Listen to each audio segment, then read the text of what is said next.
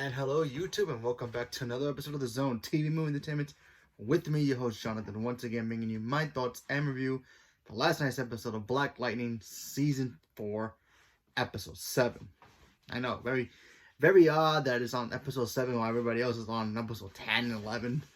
Taking long breaks does affect it very well, but nonetheless, very cool episode.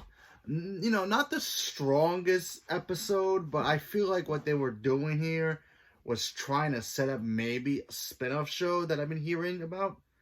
So let's talk about it. Okay, so we got to see Nyssa and her wife.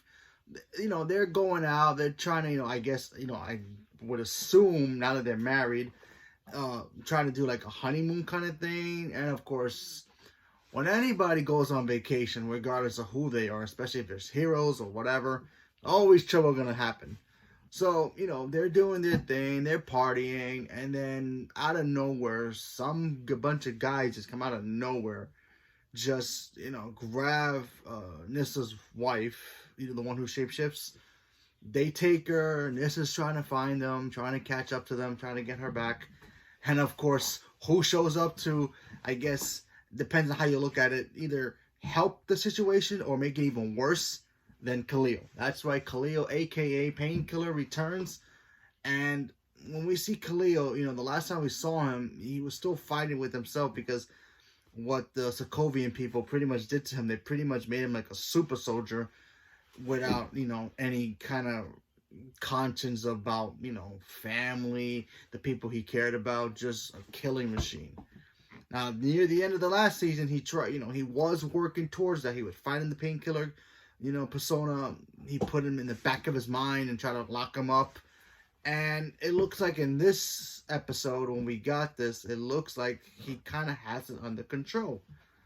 Yes, he still argues with his other half, but it's actually kind of cool how they show it. They show it looks like Khalil is like actually talking to him face to face. The camera shows, Khalil, and then shows Painkiller, and it looks like they're in the same room together, but it's all in Khalil's head. He's talking to him. There's even one moment where we see a gorgeous fight sequence when Khalil just starts ripping apart these I guess these like gangster people that try to get Nissa's wife back. He's trying to help her out. He ends up hurting Nyssa because he still has that poison touch that he had in the last season. So he poisons her. He gets her fixed up with a couple of his new friends that he has, and then he goes into this building to find her wife. And then this beautiful fight choreography comes out of nowhere. I haven't seen a cool fight choreography since Arrow, so that was pretty impressive. So I gotta say that was actually very, very good. I really like the DC stuff when it comes to their fight choreography. Some of them are better than the others. I mean, Arrow was always the best one out of all of them. But this one was pretty spot on. I actually enjoyed it. And, just seeing Khalil, struggle. He still struggles, but not in the point where he can't control it. He struggles the fact that he has this annoying voice in his head basically telling him, oh, let's do killing, let's do this. And he's just got to be like, no, me to basically the voice of reason. So I thought all that stuff was cool. Then we find out there's this woman who's capturing people for her benefits. And then she finds out that Nissa's wife is a meta. She gets more fascinated. Then we find out that this mystery woman, she's the daughter of Odell. If you guys remember Odell, he was one of the Sokovian leaders. Bad guy, everybody. I thought he died. I totally forgot he survived in the last season. And it was very interesting to see him be back. So it looks like he's going to come back. I mean, obviously this is the last season, so I would assume he'll come back to be the final, I guess, bad guy for Black Lightning to take on. But only time will tell.